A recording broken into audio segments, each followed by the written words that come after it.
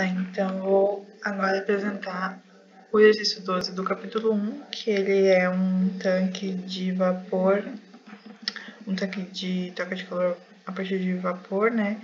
Então aqui a gente tem o nosso tanque, uma entrada com temperatura, uma vazão, com uma determinada vazão, o líquido que está entrando, e aqui no final a gente mede a temperatura do sistema final, né? E aqui a gente tem uma serpentina de vapor, por onde vai aquecer o sistema e o motor que vai girar aqui. Então, a primeira pergunta, ele quer saber as variáveis, a manipulada de controle de perturbação. A manipulada é essa pressão, que eu posso alterar a partir dessa válvula aqui. E essa pressão vai alterar o fluxo de vapor de dentro da serpentina. Então, se eu quero uma pressão maior, se eu quero um fluxo de vapor maior, eu vou diminuir a pressão e vice-versa, né? Ao contrário também, para diminuir o calor daqui de dentro. A de controle é a temperatura que sai daqui de dentro do tanque. A de perturbação são duas, que também é outra pergunta, né? Que é o que é medido pelo controlador feed-forward, que é a de vazão, por esse transmissor de vazão, e por esse transmissor de temperatura, que é a outra variável de perturbação. Então, são duas, a de temperatura inicial e a vazão.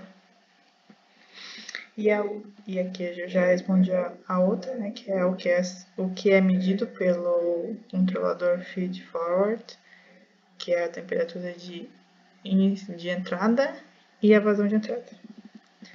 E por último, ele pergunta como que se reage o sistema com o aumento da temperatura de alimentação para manter a temperatura do tanque no set point do sistema, né? Então, aqui, quando essa temperatura ela aquece, o sistema de controle feed-forward ele já vai ser acionado, e então ele envia eletricamente, né, para o controlador da pressão.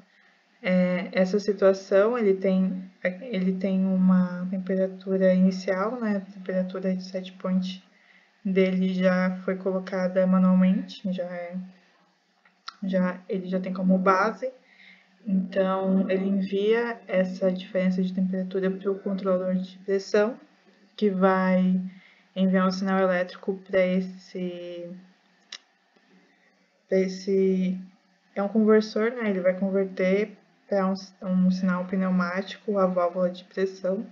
E então a pressão vai, como eu estou aumentando a temperatura aqui, eu vou precisar menos calor aqui. Então, o fluxo tem que ser menor de vapor, então ele vai aumentar a pressão aqui nesse sistema com a válvula. Então, ele deve fechar um pouco mais a válvula para aumentar essa pressão e diminuir o fluxo de vapor aqui dentro, para poder diminuir a transferência de calor daqui e equilibrar com o que está entrando no sistema.